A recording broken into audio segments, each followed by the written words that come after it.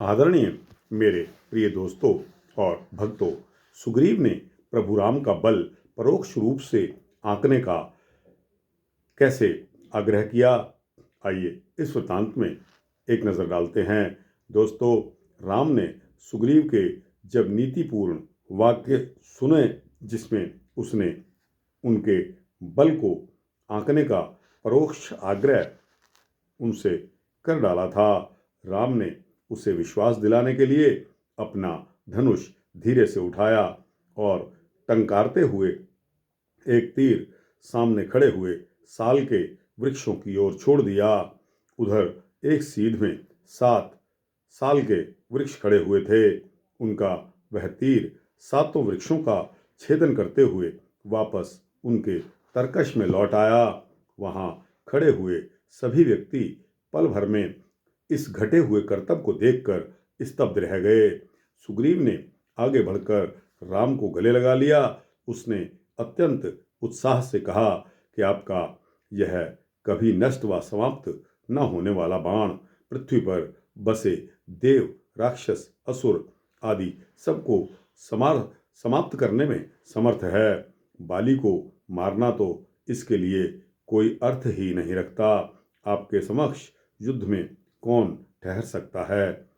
आप आज ही मेरा हित करने के लिए बाली का वध कर डालिए। दूसरे ही प्रातः सुग्रीव के साथ राम लक्ष्मण किष्किंधा के द्वार पर जा पहुँचे। उन्होंने सुग्रीव से बाली को ललकारने के लिए कहा। साथ ही उन्होंने वहीं गजपुष्पी की लता फूल रही दिखाई दी। उन्होंने लक्ष्मण को इशारा किया। उसने लता उखाड़ उसकी माला सुग्रीव के गले में पहना दी। सुग्रीव को विदा करते हुए बोले कि मित्र, यह माला तुम्हारी विजय के मेरे विश्वास का प्रतीक है। मैं यहाँ वृक्षों के पीछे उपस्थित हूँ। सामने मैदान है। तुम बाली को ललकारोगे तो वह युद्ध करने इस मैदान पर अवश्य आएगा। राम छुप कर बैठ गए और सुग्रीव ने घोर गर्जना करते हुए बाली को युद्ध के लिए ललकारा। बाली उस समय अंतःपुर में था। उसने भाई की गर्जना सुनी तो वह क्रोध से भर आया। वह बड़े वेग से बाहर की ओर बढ़ा। बाली की पत्नी ने सुग्रीव की आवाज़ को पहचान लिया और क्रोध में उन्मत्त बाली को आगे बढ़ते देखा तो बाली से बोली कि वीर, धैर्य से बात सुनो। इतने काल तक कभी तुम्हारे भाई ने युद्ध के लिए तुम्हें नहीं ललकारा। वे डरे मतंग वन में भटकते रहे हैं। इस ललकार का कोई छोटा मोटा कारण नहीं हो सकता। वह बगैर किसी प्रबल सहायता के यहाँ तक आने का साहस भी नहीं कर सकता। वे बुद्धिमान भी है। उन्होंने बगैर परखे अपना सहायक भी नहीं बनाया होगा। यह नीतिगत वचन है। यदि मुझे आप अपना हितकारी समझते हैं तब युद्ध पर जाने के पूर्व पूर्ण वस्तु स्थिति का पता लगा लेना उचित होगा। बाली ने तारा को धिक्कारते हुए कहा कि भीरू, जो कभी परास्त नहीं हुए, युद्ध में कभी पीठ नहीं दिखाई, उन शूरवीरों के लिए शत्रु की ललकार का उत्तर न देना मृत्यु की भांति दुखदायी होता है। तुमने मेरे प्रति अपने स्नेह व भक्ति का परिचय दे दिया। तुम यहीं ठहरो, मैं उसके गर्व को चूर चूर करके अभी लौटता हूँ। बाली वहाँ से सीधा जहाँ सुग्रीव उनको खड़ा हुआ ललकार रहा था वहाँ जा पहुँचा। दोनों भाई बगैर विलंब एक दूसरे से भिड़ गए। दोनों में भयंकर युद्ध होने लगा। दोनों ही बल व चपलता में एक दूसरे से बढ़कर थे। बाली सुग्रीव से अधिक बलिष्ठ और उसे अतिशीघ्र पराजित करने के प्रयास में अत्यंत क्रोध से आक्रमण कर रहा था। जैसे ही बाली की पीठ राम की दिशा की ओर हुई, विषधर सर्प जैसा एक तीर छोड़ दिया। तभी बाली घूमा। वह तीर उसकी छाती पर जा लगा तथा उसके वक्षस्थल को घायल कर दिया। बाली तत्काल जमीन पर जा गिरा। उसके शरीर से रक्त की धारा बह निकली। बाली को इस अवस्था में देख राम व लक्ष्मण उसके पास जा पहुँचे। उनको देखकर वह बहुत कठोर वाणी में बोला कि हे कायर वीरो, मैं आपसे युद्ध करने नहीं आया था, मैं किसी दूसरे के साथ युद्धरत था। उस दशा में मेरा वध करके तुमने पराक्रम अर्जित किया है। इससे तुम्हें अपयश के अतिरिक्त कौन सा यश प्राप्त होने वाला है? यदि तुम किसी राज्य के राजा हो तो यह राजगुण नहीं है, यदि कहीं के राजकुमार हो तो यह तुम्हारा कुल को कलंकित करने वाला धर्म है। मैं जानता हूँ कि तुम कौन हो और इस युद्ध के मध्य क्यों कूदे हो। वे दोनों भाई मौन खड़े रहे। सुग्रीव ने उनका परिचय देते हुए कहा कि महाबली, धर्मात्मा, अयोध्या के स्वर्गीय राजा दशरथ के ज्येष्ठ पुत्र राम तथा लक्ष्मण हैं। ये मेरे मित्र और सहायक भी हैं। इस परिचय से बाली और उत्तेजित होकर बोला कि रघुनंदन, आप ही दशरथ के सुविख्यात पुत्र हैं। आपने साधु पुरुषों का वेश धारण किया हुआ है, परंतु आप अधर्मी हैं।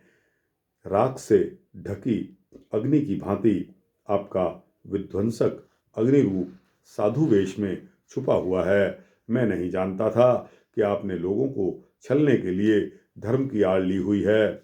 आप रघु के कुल में जन्म लेने पर भी इतने क्रूर हैं, मर्यादा में स्थिर न रहने वाले हैं, यहाँ वहाँ कहीं भी बाण चलाते फिरते हैं। मैं सर्वथा निरपराध हूँ। मुझे मारने का घृणित कार्य कर आप सत्पुरुषों के मध्य क्या उत्तर देंगे? आपने किस प्रलोभन में आकर मुझे शिकार बनाया है? मेरी पत्नी तारा बहुत ही विदुषी है। उसने आने से पूर्व ही मुझे चेता दिया था, मेरे हित की बात कही थी, परंतु क्रोध में मदमस्त मैं उसके वचनों का उल्लंघन करके काल का ग्रास बन गया। हे राम, तुम शठ हो, अपकारी और पापी हो। तुमने दशरथ जैसे महाराज के नाम को कलंकित किया है। तुम यदि अपने को वीर समझते हो तो मेरे सम्मुख आकर मुझसे युद्ध करते, तब तुम्हें अपनी वीरता का भान होता। जिस उद्देश्य की सिद्धि के लिए तुमने सुग्रीव का प्रिय करने की कामना से मेरा वध किया है, उसी उद्देश्य की सिद्धि के लिए यदि मुझसे कहा होता, तब मैं तुम्हारा हित अति शीघ्र साध देता। मनुष्य काल के अधीन होता ही है। मेरी भी मृत्यु आज नहीं तो कल होनी ही थी। यदि तुम्हारे पास मेरे वध का कोई उचित कारण है तो मुझे बताओ, अन्यथा मैं विचार करता मृत्यु को प्राप्त हो जाऊंगा कि पृथ्वी पर एक और पापी का उदय हो गया है।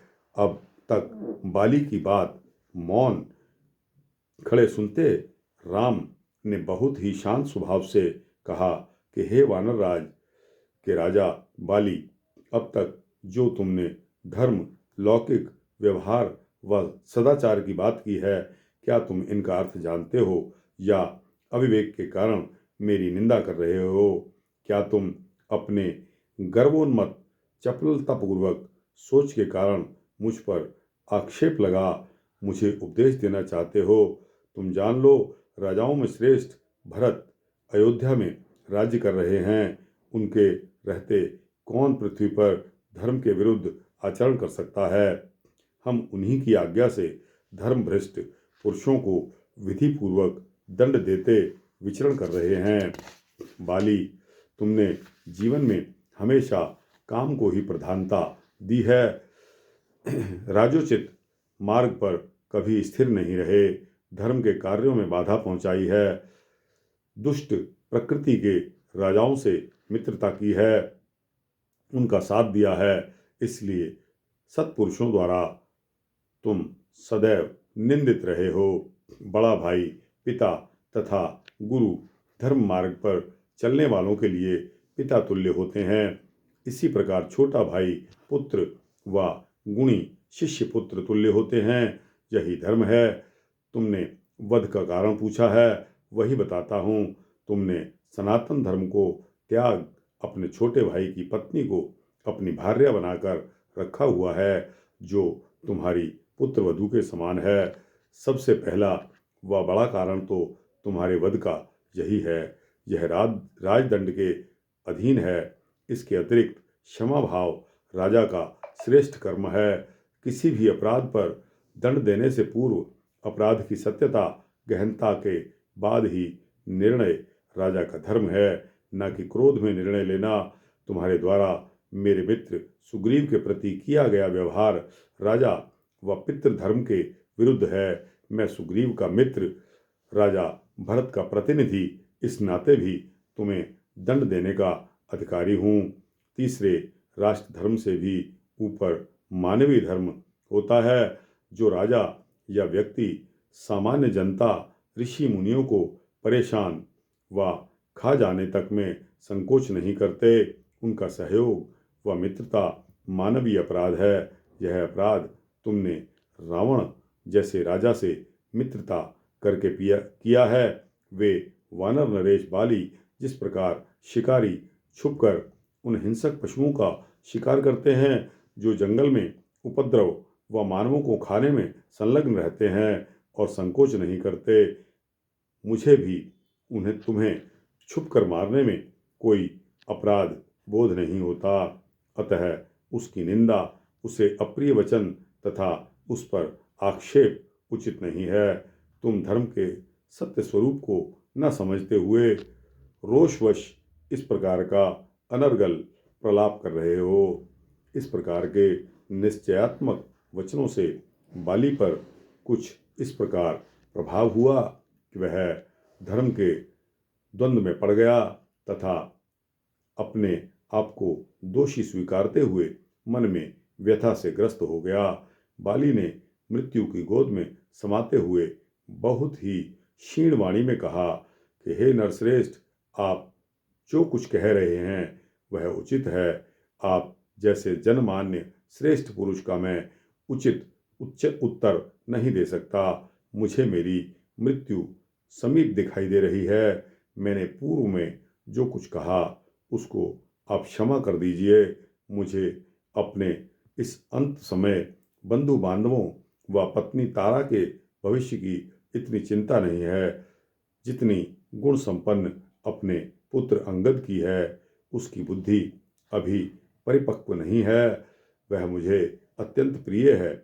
आपसे निवेदन है कि आप मेरे गुण संपन्न महाबली पुत्र अंगद की रक्षा करें। अब आप ही उसके रक्षक तथा कर्तव्य अकर्तव्य की शिक्षा देने वाले हैं। मेरे कारण मेरी पत्नी तारा की दशा शोचनीय हो गई है। आप देखें कि सुग्रीव उसका तिरस्कार ना करे। आप इस बात की भी व्यवस्था करें कि सुग्रीव आपका कृपा पात्र होकर राज्य का पालन करेगा।